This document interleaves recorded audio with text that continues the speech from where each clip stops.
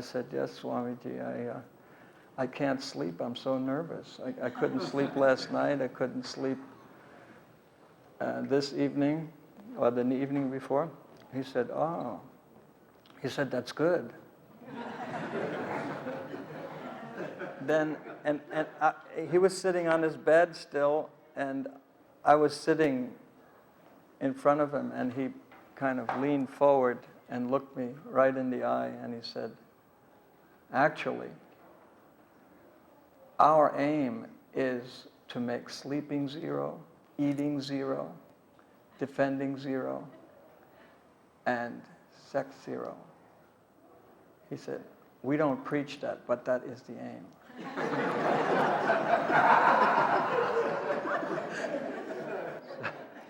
So those were really my first one-on-one, for want of a better expression, instructions.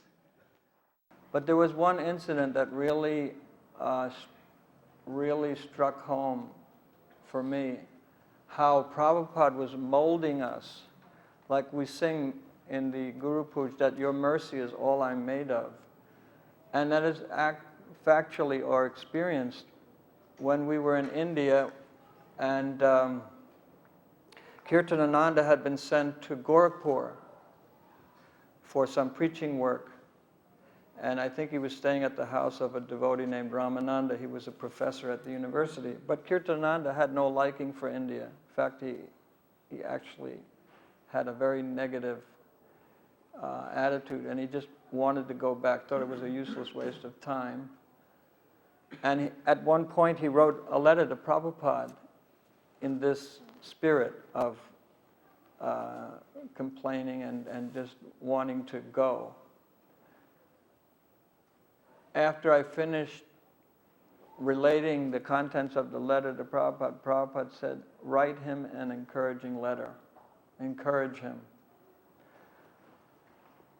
So I also wasn't that fond of Kirtanananda, and it was just as soon that he go back to America. But since I was the secretary of Prabhupada, it was my duty to carry out Prabhupada's order. So when I went to my room, I sat, and I had to think, what would Prabhupada say? How would he couch those words in order to bring about this enthusiasm in his disciple Kirtanananda, so that he would feel that enthusiasm and encouragement and determination to stay. So sitting like that and meditating like that, I finally formulated a letter, and then the letter was sent off, and within a week or so or two, we got a response, and Kirtanananda was completely transformed. He was just totally enlivened because of this letter that he had received from the Swami, or Srila Prabhupada. So from that I could understand that we were being trained to act and to speak and to think in the spirit of Srila Prabhupada. This is how the disciples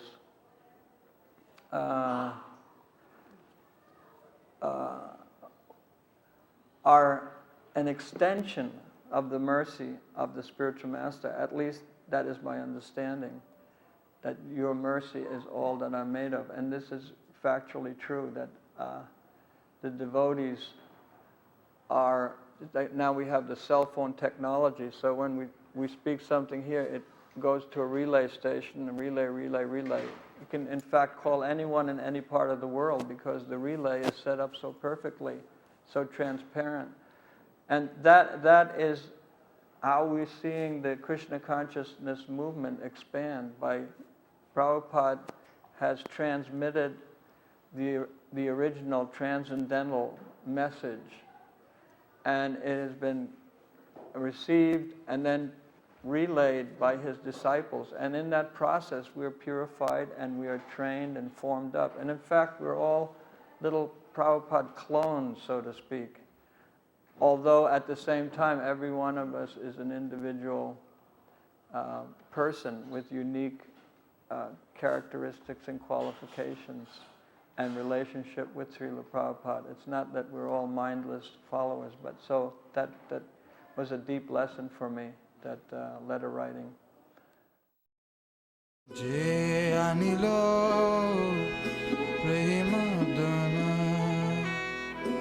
koruna prachu